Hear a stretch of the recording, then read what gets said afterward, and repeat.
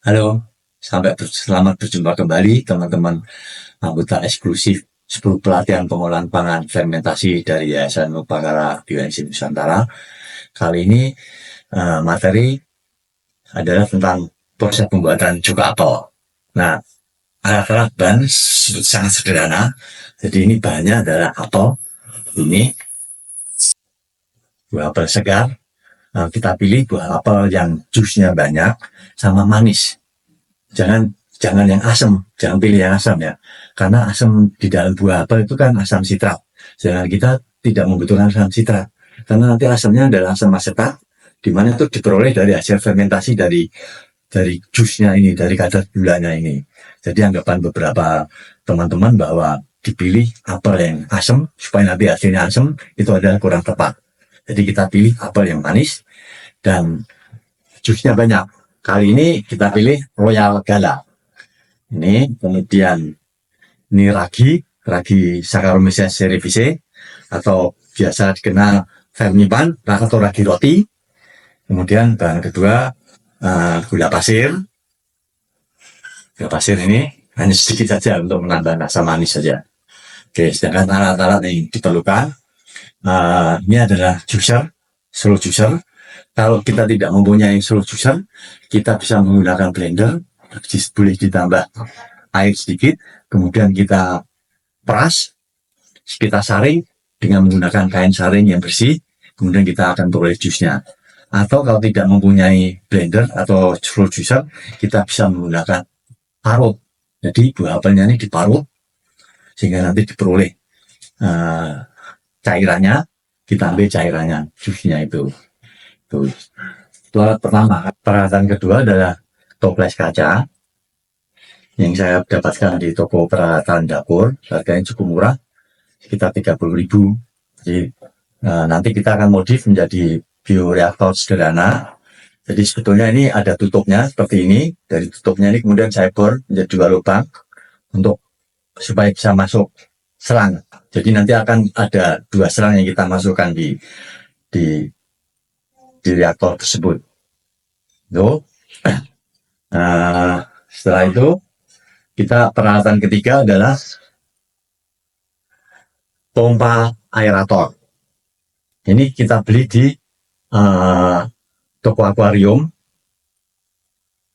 dilengkapi dengan pembuat gelembung. Jadi nanti udara dipompa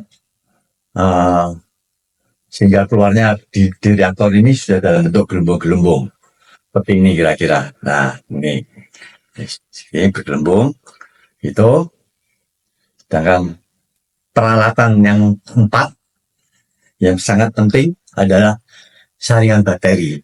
Jadi nanti udara yang mau kita pompakan ke dalam reaktor ini harus sudah steril, disaring melalui saringan bakteri ini.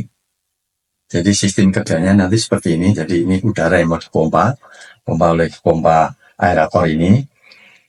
Jadi seperti ini, lewat saringan bakteri. Dari saringan bakteri, kemudian kita hubungkan dengan selang seperti ini. Nah, selang ini, di mana selang ini kemudian masuk ke sini. Dengan demikian, jadi udara yang masuk sudah tersaring oleh saringan bakteri ini, sehingga boleh dibilang ini sudah cukup steril. Dan lubang satunya lagi, ini kan lubang satunya lagi adalah untuk menampung saluran pengeluaran gas karbon dioksida pada saat fermentasi terjadi. Jadi nanti ini penyaluran untuk pembuangan gas karbon dioksida. Peralatan terakhir adalah tungku pemanas dan air pemanas air ini. Jadi ini adalah air kita panaskan untuk kita gunakan sebagai sterilisasi dari beberapa alat yang kita mau pakai. Karena ini semuanya harus serba steril, secara aseptis, bagus, karena kita nanti mau dikonsumsi produknya. Proses yang paling awal adalah proses sterilisasi peralatan. Jadi kita cukup menggunakan air mendidih. Ini seperti ini. Kita pastikan bahwa airnya sudah betul-betul mendidih. Dan kita masukkan peralatannya. Dan ingat, tanpa yang kita ini tanpa filter ya, filternya tidak perlu disterilkan karena filternya sudah steril. Ini kita tutup, kita diamkan maksimal 3 menit.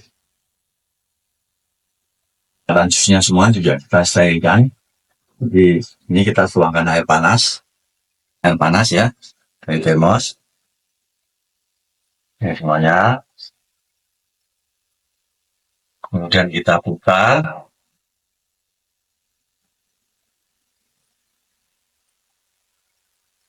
Reaktor ini kita juga sterilkan juga. Ya, ini air hangat ya. Ini kita rata. Oke. Ya.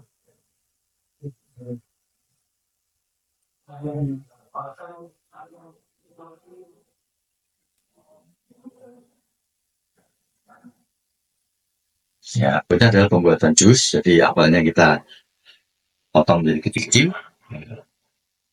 Ini. Kemudian kita masukkan ke dalam alat juicernya. Kita nyalakan.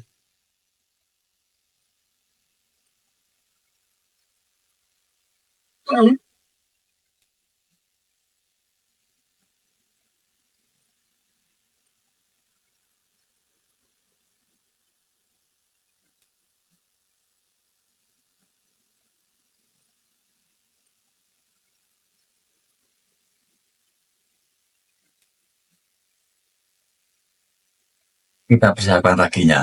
Ini ragi kira-kira 1 gram. Kita tambahkan jus beberapa mili.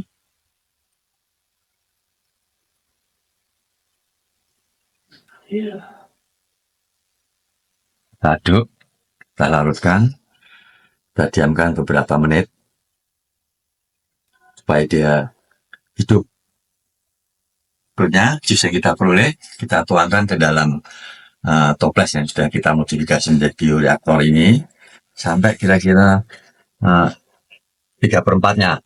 Jadi jumlahnya tentunya jumlah jusnya tentunya tergantung besar gedenya bejana yang ibu punya, dan juga tergantung pada rendemen dari juicer apelnya ini. Atau jus yang kita sudah buat, kita tambahkan gula. Kemudian kita tambahkan lagi jus lagi.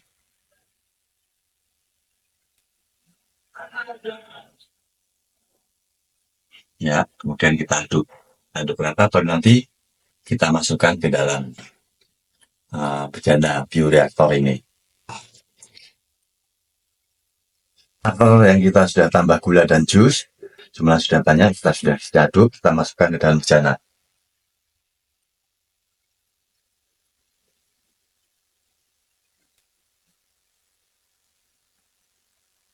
Nah, di sini sudah terdapat raginya.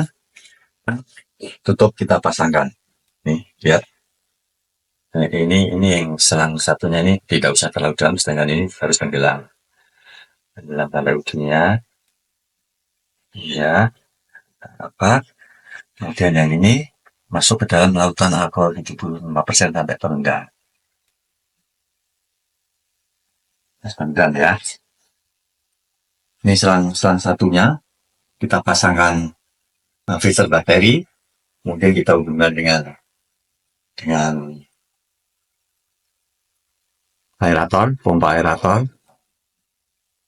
Ya, sehingga rangkaiannya seperti ini sekarang. Tapi ini yang unit aerator ini nanti baru kita nyalakan setelah minggu kedua atau ketiga. Jadi minggu 1 sampai kedua atau ketiga, fermentasi tahap 1, pembentukan alkohol. Adalah seperti ini. Jadi ini pompa aerator, memompa udara masuk, ikut saluran ini, kemudian disaring oleh saringan bakteri, baru kemudian masuk ke dalam bioreaktor. Ini ingat bahwa di dalam bioreaktor ini saringan udaranya adalah yang ada gelembungnya, ada pemberat gelembung, sehingga nanti kalau kita nyalakan dia jadi bergelembung. Itu sedangkan yang satunya tidak tenggelam ini, lihat itu Ini adalah untuk menampung CO2 atau karbon dioksida hasil fermentasi keluar ke sini.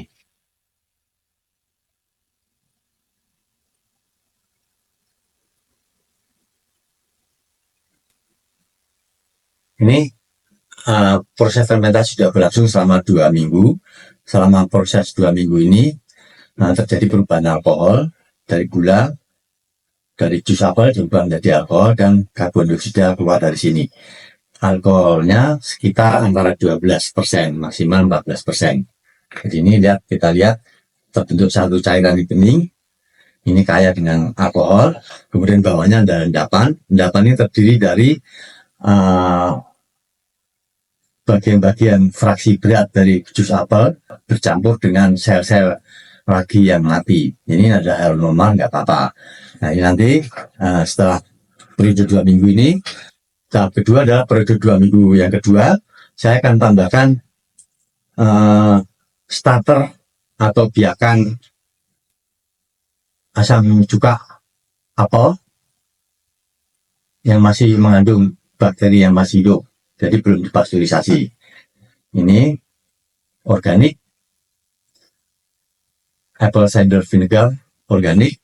Ini saya masukkan ke sini sehingga nanti akan memicu pertumbuhan bakteri asam asetat dari filtrat ini, substrat ini.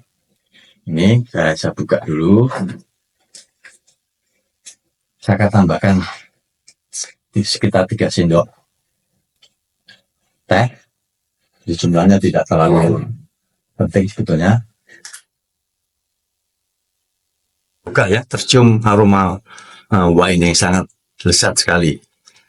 Ini saya tambahkan starter sekitar 3 sendok.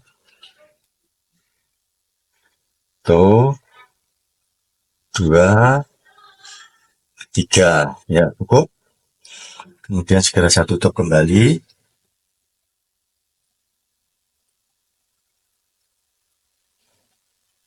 Ya, setelah tutup rapat, ini kita nyalakan pompa aeratornya.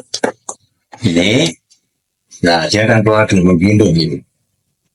Seperti ini. Ini proses aerasi. Jadi proses kedua ini, tahap kedua memang memerlukan oksigen karena ini ada reaksi oksidasi. Ini seperti ini. Nanti sisa gasnya akan keluar sini, masuk ke sini. Ya. Proses aerasi ini cukup dilakukan pada pagi sekitar 5 menit, sore sekitar 5 menit. Jadi satu hari cukup 2 kali saja, pagi dan sore. Demikianlah tutorial pembuatan cuka apel. Jadi sebetulnya sangat sederhana. Silakan mempraktekannya. Semoga bermanfaat bagi kita semuanya.